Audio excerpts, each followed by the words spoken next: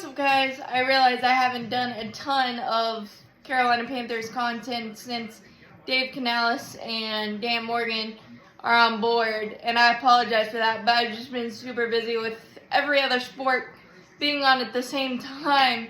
But I realize I need to rectify that, given that the new year starts March 13th and things are going to happen fast and furious. So I wanted to give you my thoughts on where we are and the moves that we already know that are going to be made and things of that nature. A kind of a state of the Carolina Panthers. And firstly, I want to give the proper credit, but I don't know exactly who said it. But I was scrolling through Twitter, which may not be the best place for it sometimes, but somebody said it perfectly that the Carolina Panthers have always been in win now mode. And incorrectly so. That it's poisoned and been a detriment to the Carolina Panthers now, like taking on the reclamation projects of Baker Mayfield and Sam Darnold when you really probably didn't have enough to compete anyway, and then you screwed up the Brian Burns situation 8 ways to Sunday or whatever that saying is, and you left a tangled web of a mess for Brant Tillis and Dan Morgan to try to figure out. And the reality is, Brian Burns is a cornerstone player, but again, trying to win now when you probably shouldn't. You get offered 2 first-round picks for a guy like Brian Burns, you take it. And then another trade with LA, and then last year with Baltimore, I think there was 1 first-round pick in there. You didn't take it, and then you don't pay him? What message does that send? It's an awful, awful message for everyone involved. So we fumbled that so badly that I hope whatever we end up doing is best for Brian Burns, and I hope he balls out and getting just a 3rd-round pick for Brian Burns now because we fumbled it so bad. It wouldn't surprise me, but Brian Burns is a cornerstone player, and I really, really hope there's a good resolution for both sides, but Brian Burns deserves better than this, so I understand completely whatever we do, but we did use the non-exclusive tag, so if he is on our roster, it'll be a $24 million contract for this year if we don't trade him or whatever ends up happening. Brian Burns is a game record type player, and all the distractions and different things last year did not help the play on the field, off the field for anybody. So I'm kind of throwing last year out for almost everybody. So that's my take on the Brian Burns situation, and I feel really bad for Dan Morgan and Brant Tillis and company to have to untangle this complete mess left by Scott Fitter and Dave Tepper and all that. The other move is that we are likely to trade or release Dante Jackson. It will save $5.6 million in cap room.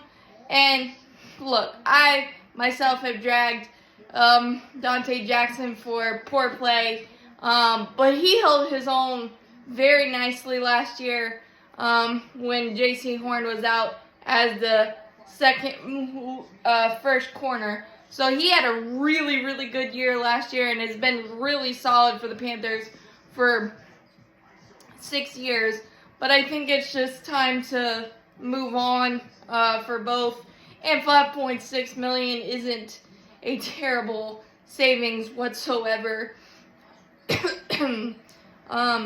And I think the way our secondary played last year, you can kind of afford to have make a move with Dante that makes kind of sense to get Younger back there, or to get a more favorable contract slash situation there, because J.C. Horn, I'm assuming we're going to pick up his 5th-year option, because Dante's cap hit would be 15, and I believe the cap hit for the 5th-year option is just 12. You just hope that J.C. Horn can completely stay healthy, because he has a lockdown on one side of the field when he's been in there. It's just been, he hasn't been able to control the uncontrollable, which is unfortunate injuries. But I did want to say thank you to Action Jackson. If we're not able to get a trade or whatever the case there, I think that's a move that needed to be made given the financial and just the state of the team going in a completely different direction and mindset with young Dave Canales as head coach. Hayden Hurst released. This was a really, really, really unfortunate situation. Hayden Hurst getting the first touchdown from Bryce Young of his career. And I thought it was going to be a really solid move. But let's be honest, after the offensive line injuries, week 1 against Atlanta, everything kind of became a dumpster fire around Bryce Young and for the players around Bryce Young. And Hayden Hurst, devastating concussion. It doesn't save much in the cap. I think it was just over $500,000, but obviously it's a philosophy thing, and you want to get the type of players that Dave Canales and Dan Morgan have synergy with, and just kind of want to create their own identity. So I wish Hayden Hurst the best, but that was one of the moves. And then today we're obviously going to look for guard help, and they discussed the possibility of us looking at center as well. I know we have Bradley Bozeman in the fold, but again, I think Bradley Bozeman was amazing under Steve Wilkes, but everything just kind of fell apart with Frank Reich and Chris Tabor and that whole mess. So I think it's another situation of getting your guy in there in terms of Dave Canales and Dan Morgan. And Mitch Morse, the starting center for the Buffalo Bills, has a relationship with Dan Morgan, so that could be a name to watch if we go that route as well. But I like the fact that we're convicted in these moves. Yes, some of them financial with this crappy web of contracts that we've handed out over the last 4 or 5 years. But yeah, so guard, center, and obviously we're keeping Ike Ekwonu at left tackle for now. Again,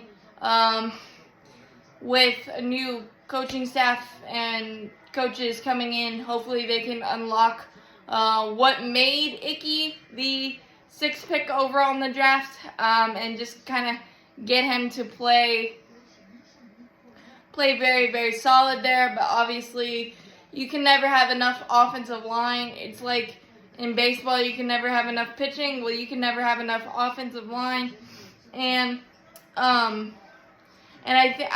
really like the conviction with all of these moves, and you're starting to see crumbles of the philosophy, and you understand the direction we're going, which we haven't really had a direction in the last 3, 4, 5 years. So this is nice to see. And obviously some other moves are going to come down, like possibly restructuring Taylor Moton. There would be no reason in my mind, to release him, because he was actually really, really rock solid and one of the bright spots on an offensive line that was a land of musical chairs. So I really hope we restructure Taylor Moton, we signed Derek Brown to an extension and signed Frankie Lulu to extension. And I know signing to extensions may be difficult given our cap situation, but I really hope that happens because you do need cornerstones. And especially depending on what happens with Brian Burns, we really, really need cornerstones. And we know how well Evero and the majority of his staff is back. So kind of get some synergy on the defensive side will be awesome as well. And we won't have a lot of wide receiver picks on the market with Mike Evans going back to Tampa, Michael Pittman tagged by the Colts, and T. Higgins tagged by the Bengals.